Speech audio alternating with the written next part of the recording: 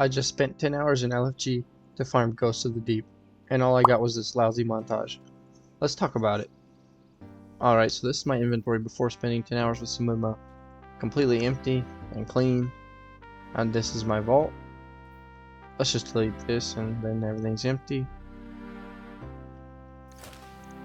This will let us see all the loot nice and neatly when I'm done. Now all we have to do is kill the boss a few times.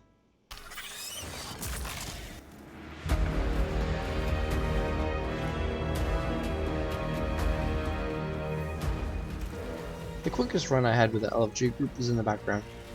We got it in about 9 minutes, which is pretty surprising to me. Anyways, so I spent 10 hours down here with randoms each time. Sometimes people stuck around for multiple clears, but a lot of the time I had to find new players. In the time finding those players, I kept the clock running. It was a pretty good time overall. I know a lot of people are afraid of LFG, but out of my 25 clears I never had a toxic situation. The worst thing to happen was someone told me they would really like it if I swapped from Thunderlord to Galley. Nothing pushy, that was the worst. Speed wise though, it was pretty rough. We'll take a look at the numbers. So my best clear was 9 minutes and 52 seconds, so basically 10 minutes. I'm not in the loop of what's great here, but that felt pretty good to me. My worst, however, was a grueling 39 minutes. Out of my 25 clears, my average ended up being 23.5 minutes, so pretty darn long overall. I think even solo Kaido is faster than that for me. Anyway, we have to talk about the loot. That's what this is all about.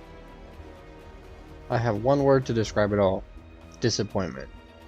I didn't go in with high expectations, since most of the loot wasn't too appealing to me, but I at least wanted to snag a good rocket and GL. Armor of course doesn't matter that much, since you can get Artifice instead, but what shocked me the most was how low the rolls were. Out of 28 non-marked armor pieces, only 3 of them got even 64 or higher. I really expected better from a dungeon, when you can just focus engrams with high stats at the helm. And the weapons? All bad rolls. You can judge for yourself as I'm dismantling them in the background. I'm keeping one grenade launcher since it's unique in that it's a wave frame in the kinetic slot, but it isn't even a good roll. The rocket? Nothing worth keeping here. So out of 50 pieces of loot, I'm keeping only 1, and that's because of the weapon archetype. It's incredibly poor for dungeon loot. Ensemble and shot swap have no right being on these weapons in my opinion. I also got a lot of world drop loot here, I believe 98 in total. Unfortunately I didn't get the God Roll Battle Scar, but maybe one day. This brings the real loot to a total of 456 legendary shards and 1 decent grenade launcher roll. It is what it is, and at the very least I enjoyed farming this boss.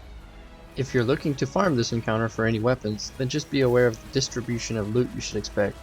If I'm remembering correct, dungeon final bosses have 2 drop tables, one with boss loot and one with loot from all the dungeon. If this is indeed the case, then that means some items are more rare than others. In this instance, it seems like the SMG is not on the boss drop table, since I only got it to drop once out of 50 drops. It also seems like armor is way more common, but my sample size is way too small to be sure. I only got 18 weapons, so that was less than half my drops. Anyways, the people I played with made this rather tedious encounter fun. If you're a little hesitant to find groups of randoms online, it's worth trying a few times. Maybe the real loot is the friends we make along the way. If you'd like to see more videos like this, I've made a playlist where I put all my loot farming videos. If not, then thanks for watching. See you next time.